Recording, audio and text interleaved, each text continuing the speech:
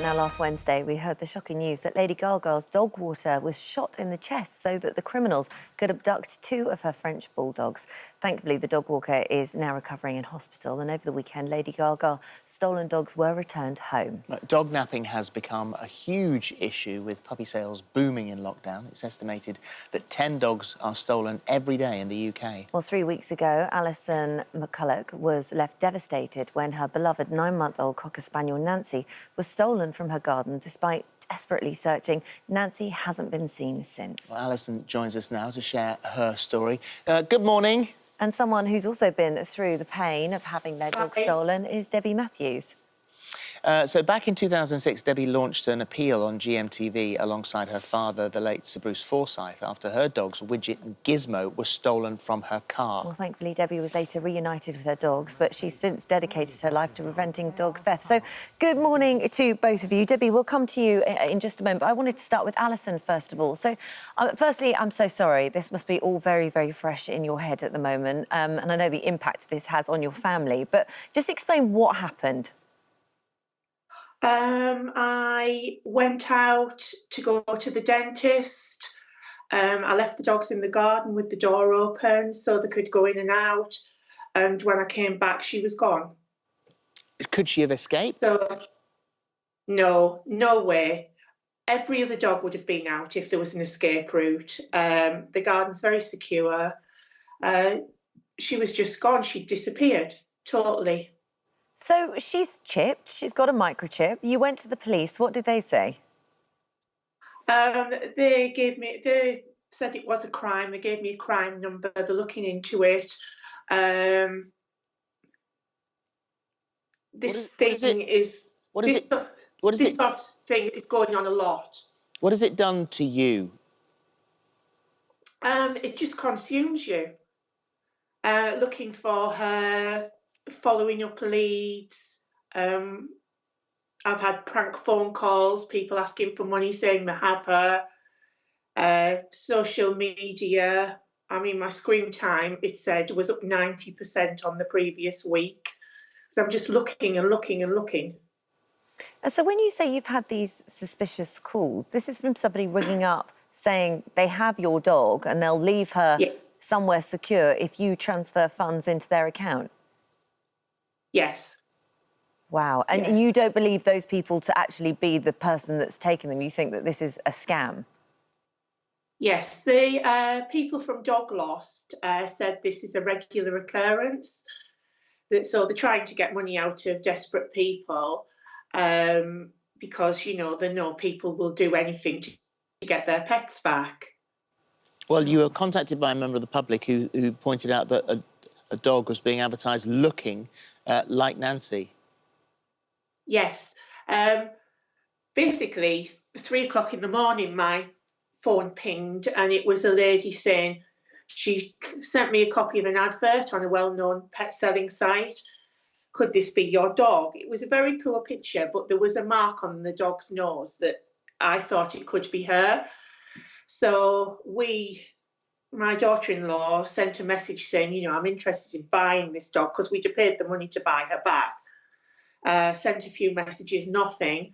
So I got in touch with the selling site. The PC in charge of the case got in touch with the selling site, and he's now dealing with it.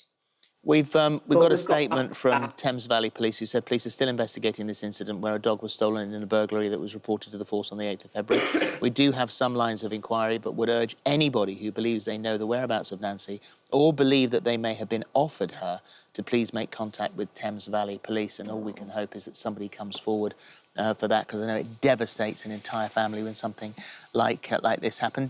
Debbie, this happened to you, and your dogs were stolen. You popped into a shop and they broke into the car and stole your dogs. Thankfully, I mean, you launched an appeal, and you say yourself you were lucky that you had the profile of your dad, who was Sir Bruce Forsyth, so to help you, and you got on the telly, and the dogs, you were reunited with those dogs.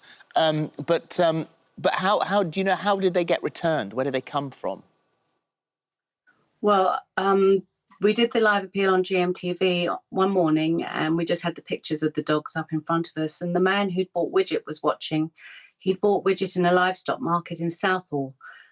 Went and picked him up, and the following morning we did a follow-up programme to say, right, we know it was Southall, anybody local to that area to buy another Yorkshire Terrier last week, and the lady who'd bought Gizmo in Hayes Park was watching, and I got Gizmo back. So without my father, they were 30 miles away from where they'd been stolen, so it was unlikely I would get to poster there, because that's one of the first things you're told to do, is poster everywhere you can. So you, I mean, from that moment and knowing how important it was for you to get these dogs back, you started the charity and you've gone on, you've dedicated, this is your work now, to help other people be reunited with their pets. It's so important right now because it's the highest levels, with 10 dogs being snatched every day in the UK. Why is this such a big problem here now? Well, we started the Stolen Missing Pets Alliance back in 2014. I actually came on your programme when we first had our first MP Day for Dog Theft Awareness Day a couple of years ago. And what we've seen over lockdown is the increased demand for puppies and dogs. So the puppy prices have gone up to around £3,000 and £4,000 for a puppy. So they need to, all the puppy breeders need to be replenishing their breeding stock, plus they can sell dogs on, litters of puppies. We're seeing more break-ins of kennels, 17 dogs taken in one go, 14 dogs, 7 dogs from here, 5 dogs from here. It's been relentless over the last year. It's been absolutely horrendous. So is this organised crime, or are they opportunists? It's a mixture of both. You still get the opportunity. Oh, no. Yeah, I'm not she's sure frozen. we We'll can try. And still the number Hang one. on a second. We lost you there for a second. You froze. So could just go back a couple of seconds. Okay, we think it's both. You get the people who still take dogs from outside shops or in cars. But we've also seen video footage of gangs of men, 6 men, breaking into a patio door to take 6 puppies. So it's a mixture of both. It's quite scary. But the number one place that dogs will be taken is from the garden and from your home. So it's really important to check your home security, your garden, as Alison was just saying about Nancy. You know, don't leave them in the garden unattended. And it gets worse because, you know, the scams are clever. There are people pretending to be animal charities and they're simply not. Yeah, there's been reports of RSPCA. They've actually put out warnings now to people that if somebody does come to your house saying they're checking for stolen dogs and go to scan the dog, always check their ID. There's no way that an RSPCA inspector would just turn up at your door to take a dog. And so you see these dogs are chipped. Many are chipped. Nancy's chipped. So how come those dogs aren't eventually going to be, when the new owner, once it's been sold in a market somewhere, takes it to the vet, that it's not going to be, make itself clear that that's not the dog that you brought in? Well, there were 2 issues when Widget and Gizmo were stolen. The police don't record dog theft as dog theft. My dogs were stolen from my car, so it's car theft, so it's very difficult to get the number. The other issue is that vets it's illegal to scan and check microchips with new patients. So if you walked in with my stolen dog that you thought you bought innocently, you don't know it's a stolen dog. If they don't scan and check the microchip registration, these dogs are never going to get home. And you'd like to see tougher penalties as well, wouldn't you?